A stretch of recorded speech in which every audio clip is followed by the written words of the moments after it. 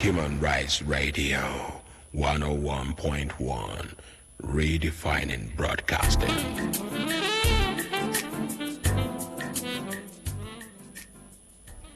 Good morning once again. Thank you for staying here on Human Rights Radio 101.1. It's 10 minutes past 10 o'clock this morning. My name is Ruth and I say welcome to Probono Chambers. Probono Chambers is that show that gives you free advice, free legal advice, I must say. You only get it here, all right?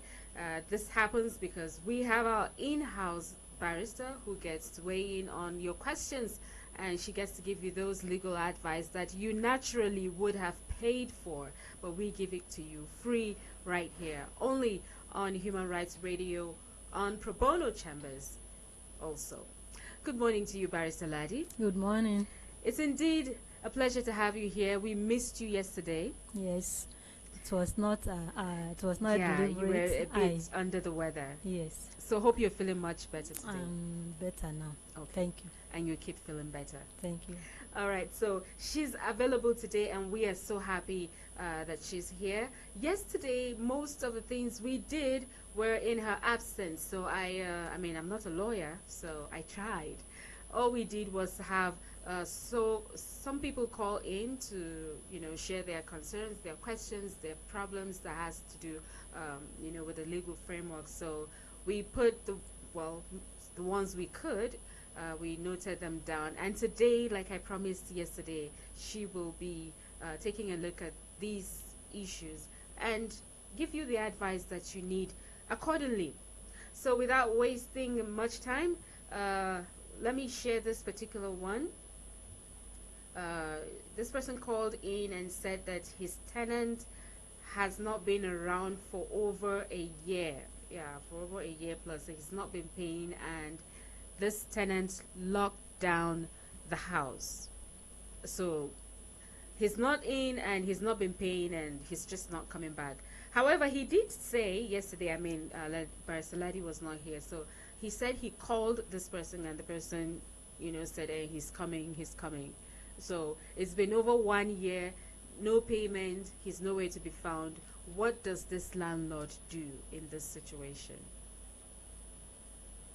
Okay, first of all, I want to let us know what our rights. That we have rights, human rights. As a person, as a human being, there are rights, there are inalienable rights that we have as human beings. And those rights are even enshrined in the Constitution of the Federal Republic of Nigeria. And that means that your right cannot be intentionally violated. And the examples of those rights are right to life, right to personal liberty, right to association, right to in many rights that are enshrined in the Constitution of the Federal Republic of Nigeria, especially Section 33 to 44 of the Constitution. Okay. So, going by the fact that this person has locked the tenant locked the door for like a year now. Over a year. Over a year. The landlord has his right to recover his premises back if the tenant is no longer coming back, or if he's even coming back. He has the right to take back his premises if he wants to. And for him to have locked the door, and I've been calling to come and open the door, and it's no forthcoming. My advice to the landlord is for him to go to a court of competent jurisdiction. Okay. To report the case, because it is only the court that can open that door. Okay. And with due process, he can't just come and open it. You have to follow the due process. There are processes to follow before the door can be opened. So it's the court that can do it. The police cannot do it. Even if he goes to the police, Okay. that will not solve the problem. You have to go to the court. It's the court that has the power to open the door. All right. After processes. Okay. Yes. Okay, so there goes your advice. This other person here, He said he paid money to join. He paid money to someone who told him there was going to be job replacement in civil defense, and up until now, no job and no money. Giving money to get work and all that, this, I call it, is bribe. And bribery is something that the law frowned at. For him to have given money to get job, he has violated that law that says we should not give bribe. But however, I will advise him to go, and because of the kind of person that our ordinary president is, he can still fight for him, and I'll advise him to go and swear an affidavit, then write his complaint and take it to Sheriff Plaza at Ziwusetu. Yeah. Then you'll now be listening to us. When his case will be called upon, she will come. Okay. For the ordinary president to handle it for him. All right, then, Khalid, that's your advice. Yes. And okay, let's see this one here. He says he's been working in Apple. Yeah, if you called in yesterday. He said he works in Apple, but that he's not been paid for a number of months, which amounted to 80,000. Eventually, the man paid him. Okay, yeah, I think he said he was a driver. So, eventually, the man paid him 30,000, and what is remaining is 50,000. The man has refused to pay. What he said to that yesterday was that the man was saying, well, they should share what is remaining in house, meaning he should give up the 25, and then he will now pay him 25,000. So that's where they are. Why would they share up the money? But money? he has worked for the entire money. So is that in the agreement from the beginning that maybe after some time we'll now share the money? I wouldn't say, because we won't know what the terms of their agreement. Yes. So I don't know. I don't know why the man should ask him to share the money between him again when he's the one that is owing. So I will not know the kind of agreement that he has entered into with that man. Well, let's assume the agreement, wasn't that I will not pay you, and eventually I'll give you little, and you forgo the other. Let's assume that there was no such agreement. Now, this person is being owed 50,000 naira that he has worked for. The money is not forthcoming. What will he do? Well, if he has evidence as to the relationship between him and that man, that he has worked for him like that, and the man is still owing, my advice for him still is for him to go and swear an affidavit, then go and submit it at Sheriff Plaza with his complaint. Wait for when he will be called upon to come to the studio to give his statement. Okay. So you heard the barrister. Before really she gives any advice, it's all about you ensuring that you're telling the truth, the entire truth about the situation, because one way or the other we'll always find out. So if you know that you had any agreements that this man said he wouldn't pay you the complete money, then sorry about that. But then if there was no such agreements, then follow the advice she has just given you. Someone else called yesterday and said that his wife went to, after schooling. Now, for some reasons, we are unable to get the exact, school name and all that. But that at the end of the day, when she was going for her results, she couldn't get it because, according to them, that it wasn't the course she applied for. So there's a problem now. After studying for the number of years she did, she's unable to get her results because, according to the school authority, it was not the course she applied for. Well, for you to change course in a university or whatever school she went to, there are due process to follow for you to change from one course to another.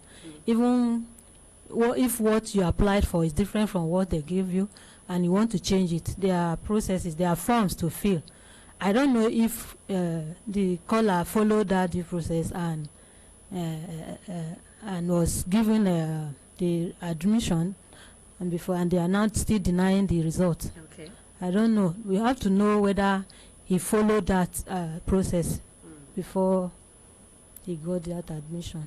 Okay, so if this is obviously a case of a change of course, then the advice the barrister is giving you is to ensure that your wife had followed the due process when it comes to change of course. I mean, it's something people who've been through the university, especially many universities or other college, higher institutions in Nigeria, many people will tell you, well, it wasn't the course I applied for that I ended up studying, so it's not a strange phenomenon. But then you need to ensure that your wife went through the proper channel to change this course, and then maybe from then on we can come back to it.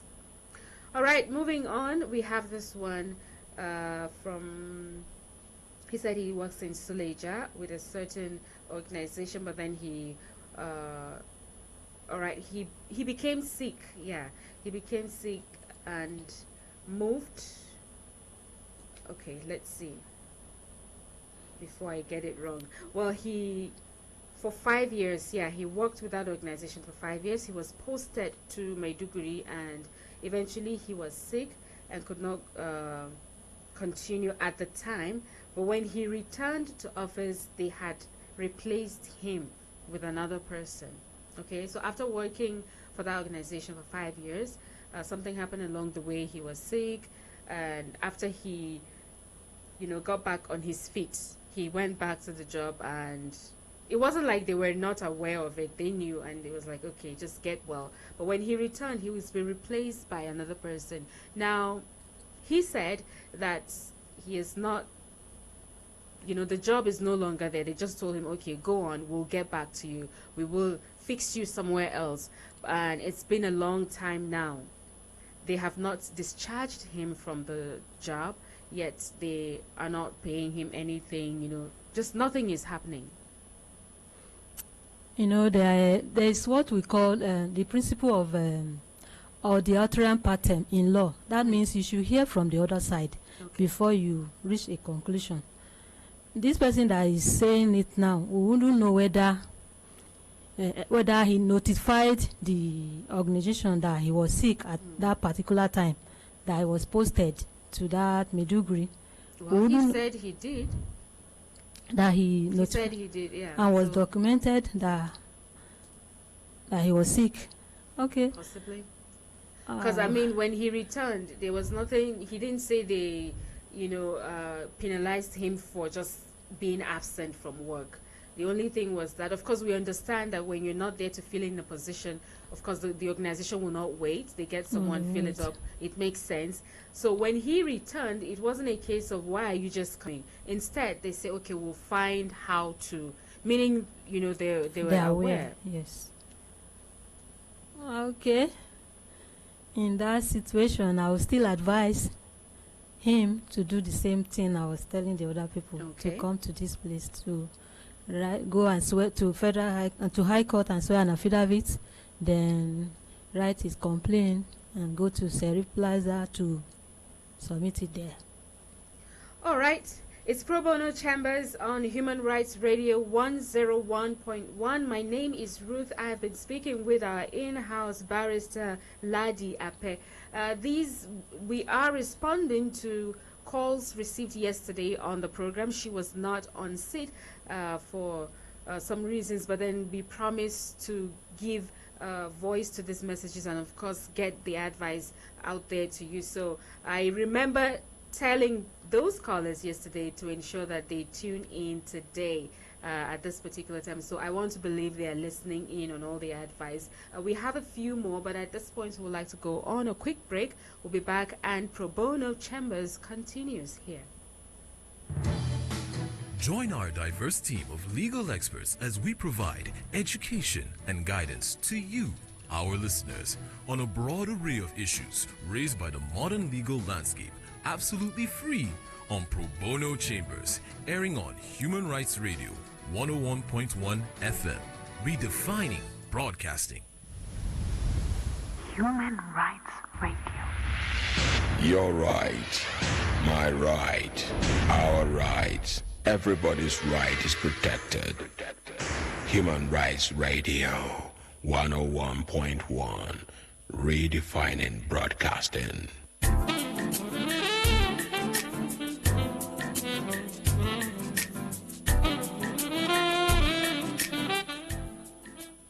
Welcome back to Probono Chambers, 25 minutes past 10 o'clock. This is Human Rights Radio 101.1. Today on Probono Chambers, we are responding to people who called in yesterday on the show to lay their concerns of legal matters. Remember, on this show, we give you free legal advice. So if you have any pending legal situation, you have no idea what to do, this is the place to be. Our in-house lawyer is here to respond to all your questions and concerns as it regards the legal issues. So we have been responding to many of the callers from yesterday. We have a few more. Don't worry, we'll still have time for you who is listening right now. So, but let me quickly wrap this up. This particular one here says he was his brother was working and at a particular place now, and I can't get the address here. But then he was posted to Central area and has worked there for 4 months. The contract has now been terminated and without any payments. So he's been working for 4 months. Let's just put it that way. He's been working for 4 months and the contract has been terminated and he's not been paid. It's been 2 months or so now after the termination, but then the 4 months pay is not readily available. So what would you advise him to do? Okay, does he have agreement with the written agreement that binds him and his employer together? It is when you have that you can claim your right. Even if you work for somebody and there's nothing to show that yes, I work for this person, that person can come out and deny it. But if there's something that binds it together, like agreement or letter of employment to you, then you can fight for your right. And by fighting for your rights now is for you to do the same thing, that if you have evidence of those things that I've just mentioned, like letter of employment, agreement that binds the two of you together, that's when you now write your complaint and you go and swear an affidavit. Then you take it to Sheriff Plaza. Okay. And of course, get to the Brekete office that is there. Yes. Okay, finally here we have this. This is a land problem. He did say they purchased land from, according to him, the indigenous people, the Bagi people. Somehow the government has gotten involved and is saying that the land belongs to them. So how do they fix the situation? Government says land belongs to them, and he has proof. I think he said he had the land ownership, form. So, okay, when the government says that the land belongs to them, what's the Bagi that sold the land to them? What is their own response to that? Okay. Have they compensated the Bagi before taking it over? Because if government want to acquire the land for like overriding interest or for public interest like that, government needs to compensate the indigene, the owner of those lands. I don't know if the government have compensated them, the Bagi, the owner of the people that sold the land to them. I wouldn't know if they have been compensated before, and since they are not saying anything. I wouldn't know if they have reported the case to the Bagi that look, this is the land we bought from you, and the government is coming to take it over. What are you saying? What is it that how can you save us from the situation? If there's nothing that the Bagi is doing, I don't know, maybe they might have been compensated, the government. Okay. Yes. Wow. So because they can't just take it like that from Gbagi, being the indigene of the land of that place, the government needs to compensate them. Okay, so this person needs to find out from the people he bought the land from Yes. whether or not they've been compensated by yes. government. The government, yes. And in which case, if they have been, then Then they are the ones to compensate the people that bought from them, the Gbagi. okay, they will now compensate this caller. Yes. Ah. Yes. Okay, so I do hope you got that right. Maybe you need to have that conversation with the people you bought the land from and see where you stand. If it's perhaps, is it possible that, without any such compensation or anything, that government would want to come, take over charge of the land? If that were the case. If the land is originally for the Gbagi, and the government wants to use that land, definitely the government must compensate the owner of the land. Yes. All right, that being said, I hope that at least for many, if not all, of the people who called in on the show yesterday, you have heard your story shared, you've heard your questions, your concerns being responded to by our in-house barrister. It is 10:31 right now. We have some more time, so we're going to open up the phone lines and get your calls. Whatever your legal situation is right now, feel free to call the number 081-8999-1011. That is 081-8999-1011. So, call us up right now and let's hear what your question is. Hello? Hello, good morning. Good morning to you. Welcome to Probono Chambers. Please, my name is Chimeze. I'm a taxi driver. All right. I'm a taxi driver. Please, I want to talk about something. Which is here of the thing? Which they carry their passports with taxi people. This is the Okay. Slow down. I'm not getting you. My mother, my mother. I'm not my senior brother. I'm supposed to go for the area. I'm not the pastor. Make I see whether I will get more money. So, personally, I think Arab. When I got somebody, and I don't see the area one. When I say make it enter, I come for my key. Hello? Okay. Can you hear me now? Yes. All right. So you need to calm down. Okay. Try and be calm, and tell me that story again, please. What is it that you're complaining about? Okay. I'm a taxi driver. I heard that. I carry somebody go to this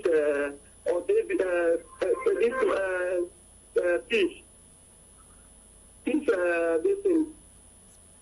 So when I turned, so somebody stopped me area one. I stopped.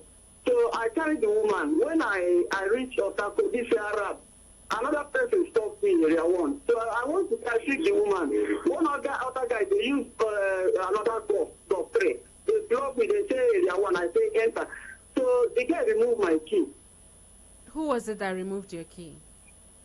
One of them removed my key from immigration. One of who? This passport, the VIU, where they carry the patrol up and down. They just all remove my key. And I was talking to them. I said, look, I see the problem that I have. And that is why I'm not supposed to be in Abuja by now. I'm supposed to be at home because I lost my mother and also my elder brother. They want to bury them. I'm just trying to get someone, even if they are the transport, to go home and so that they will bury the woman. I'm waiting as I'm saying to them, they don't want to hear. They don't drive the motor. They want to refuse to start. They push the motor and drive the motor on their own and go. Okay. Sorry about the loss of your relatives. And said that I should come and I should come to their office. I said to them, I owe 1,000 naira. I said, okay, let me just give you the 1,000 naira so that you leave my motor.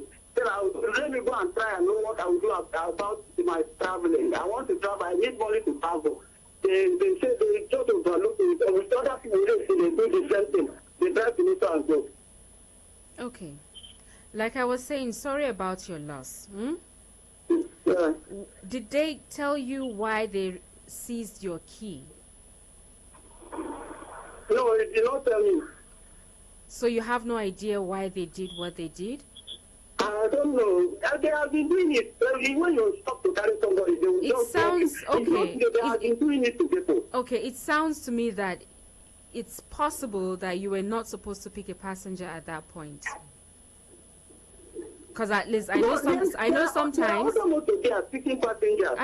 it's not one person that always breaks the law. There will be so many other people. But then, we just need to understand. I understand your situation. You may be desperate right now, trying by all means to get, what you can so that you can travel to solve your problems. It's understandable. But please, if you know in any way perhaps that you were wrong, possibly you shouldn't have gone that way. I'm not saying you are, but then I'm trying to make you understand, because I know sometimes these people go out of their way. Sometimes some of them may do certain things that's not exactly within their jurisdiction, but then again I also know that there are people doing your job who most times pick people in areas where they are not supposed to.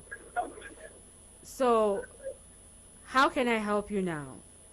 Have you gotten your key back? I don't need that. I'm supposed to travel even on this on Saturday. I'm going to burial. I explained to them. Nothing that my papers are okay. I explained to them. They refuse. They carry to go. They drive to me to and go.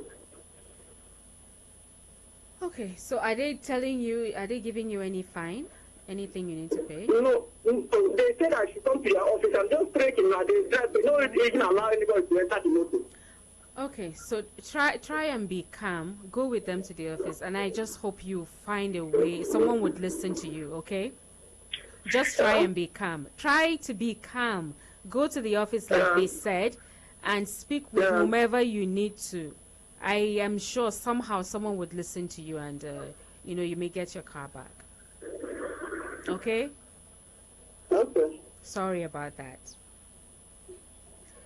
Okay, so it might be a two-way thing. Either of them could be wrong, but I really can't tell at this point. But just try and calm down. Probono continues. Hello. Hello. Good morning. Yeah, morning. Please, am I speaking with Human Rights Radio? This is Human Rights Radio. Okay, please. When is this program will come the same time next week like this? This program, you're asking when it will run again? Yes, what I'm saying is that can I send this number maybe by next week? I will attend to that. I don't have time now. I want to send the number. You want to send or save? I want to send the number. What number? This particular number, so that maybe by next week, if there will be a program again, then I will partake in. Oh, tomorrow. It's Monday to Friday. Okay, tomorrow again. Yes. What time? Sorry, from 10 o'clock, 10 minutes after 10, yeah. Okay. I will send the number. All right. Yeah, thank you very much. You're welcome.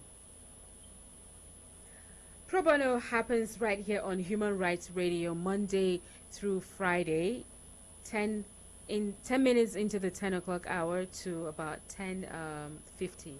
Okay, so just set it in your mind. Anything from 10 o'clock, just be here. That is if you are not always here. I will encourage and advise that you just put your dial on Human Rights Radio 24/7. All right, so Pro Bono is still on, and this is where you get your free legal advice from our in-house barrister. So if you're currently going through any legal situation, feel free to call in and ask your questions. Hello, good morning. Hello, good morning. How are you?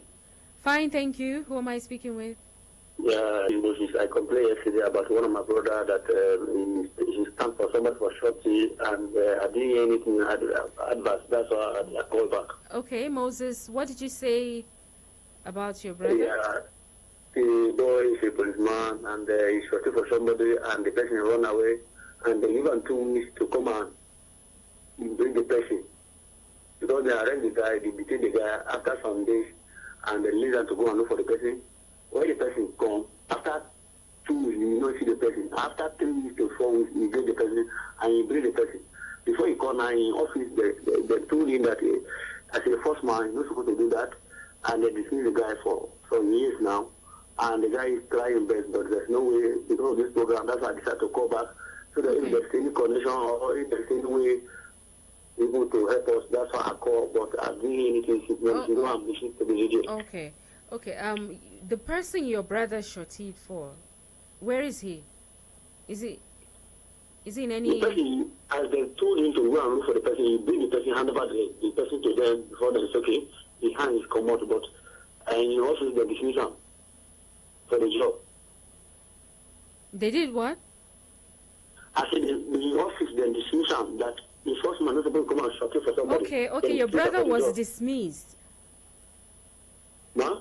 You're saying your brother was dismissed from the force? Yes, dismissed. He was dismissed from the job. Okay. And we don't get anybody to run to. And we don't move away, but there's no way. And as human rights, where as people they help everybody, and I will decide to call because of the program. And I decided to call the ordinary president, but I know they always get them. And as this one is available, that's why I decided to call you to get advice for you or to give me any connection who we can run to. Okay. Well, let's hear the advice from our barrister. Well, I may not know whether his act is in violation of the terms in their laws. I don't know whether there's a law that says one should not stand for anybody in that police this thing. So until we know whether whether or not he has violated any law as regards to that, we wouldn't know what to say. He might have violated their law, because they can't just come and say because you shot somebody, you'll be dismissed from work. I don't know. Maybe that has been stated in their terms of engagement. Okay. Yes. All right, so maybe you have to find that out, and if that is the case, and it's a clear case now that he has actually violated that regulation, what else can be done? And then they have punishment for whoever that violates their this thing now. We can't go and alter it if actually he has violated their law. Okay. Hello. Hello, good morning. Good morning. Welcome to Pro Bono. Yes, this is Benjamin Adams calling from Malawa. All right, Benjamin, go ahead, please. Yes, there is one of my brother. He's a policeman. Hello, can you hear me? Yes, we're with you.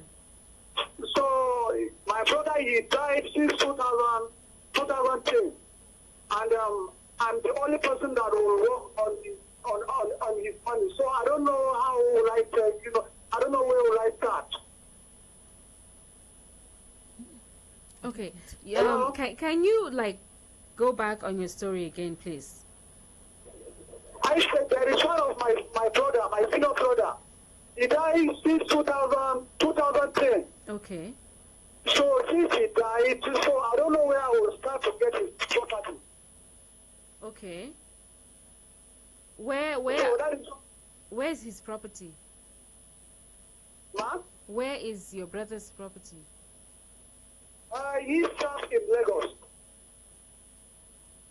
Okay. Is it under anybody's custody? No, he serves as a policeman. Okay. Yeah, so I'm saying his property now is with who? Who is in charge of it? You want to have access to it, right? Yes. So he doesn't have a lawyer or a will or anything? Was he married? I don't have a lawyer, because a lawyer that one of my sisters sent me to him. He told me that that he will help me, but we'll do it. I will give him 20% after when the money come out. So he now asked me to bring the money that he will take moving the things. So I don't have anything to give him. Who is this person that wanted to help you? Is he also in the force? There is one lawyer that my sister directed me to him, one of my scholar sisters. Okay. Okay, but this your brother we're talking about, he was in the police force. Yes. Okay. So, all right. At this point, you don't know what else to do. That's your Yes. concern. All right then. Thank you for your call and keep listening. Okay. Okay, this will probably be our last call, but then what advice do you have for him? I Is he the next of kin to the brother? Before you ask for the have they even paid him the death benefit? What exactly is he looking for? Is it the property or the death benefit? I am thinking it will be debt benefit because, I mean, it's not just physical property because he's saying that the lawyer was telling him that when the money comes out, he will give him 20%. And what about the wife of the brother? Or is He didn't get to answer that. I he- was asking if he had a wife, but is he the next of kin? Because even if you are his brother and you are not the next of kin, there's no how they'll give you the money or whatever benefit they're supposed to pay to the brother. So it must be the next of kin to fight for those things. Okay. So if he's not the next of kin, then perhaps he should advise the next The of next kin of to kin. take it up. Yes. Okay. There you have it. I'm so tempted to pick this call. Okay, and we just lost it. All right then. But let's see. I'm just hoping we'll be able to. Okay, let's see who's here. Hello. Hello, good morning. Good morning to you. Welcome. Yeah, my name is Edwin. I was the lady that called yesterday. Okay. Yes, I told you I lost my husband, and then the money that was released for him, that was taken, was the next of kin was his uncle, and then and he died. Now the wife took over. So my case was not mentioned, so I decided to call back. Yeah, sorry about that. Okay. Okay, you didn't quite get it. And you know what? I need to beg you something right now. What's your name again, madam? Every, Sorry? EBLE. Okay. Could you please just be patient because we're running out of time now, and I would love for the barrister to really look into your issue. So if you could just be on hand tomorrow, and then we'll start with you. Okay? Oh, Thank you very much. uh, All right then. Okay, hopefully we'll get to hear more tomorrow because we really do not have a lot of time and would not want to rush in with, any advice. So thanks to everyone for tuning in, and thanks to those who, unfortunately we were unable to touch their own situation, but then they took the pain to call back again. Thank you so very much for doing that. Of course, the two-way thing. Probono takes the time and all that to give you the legal advice that you need. All thanks to our in-house barrister. But looking at the time, we will just have to go for today. But God willing, we'll make a return tomorrow on Pro Bono Chambers right here on Human Rights Radio 101.1. So thank you very much, Barrister, for being here today. We look forward to having you tomorrow. Thank you. Stay with us and enjoy more of our lineup of programs right here on Human Rights Radio 101.1. My name is Ruth. Join our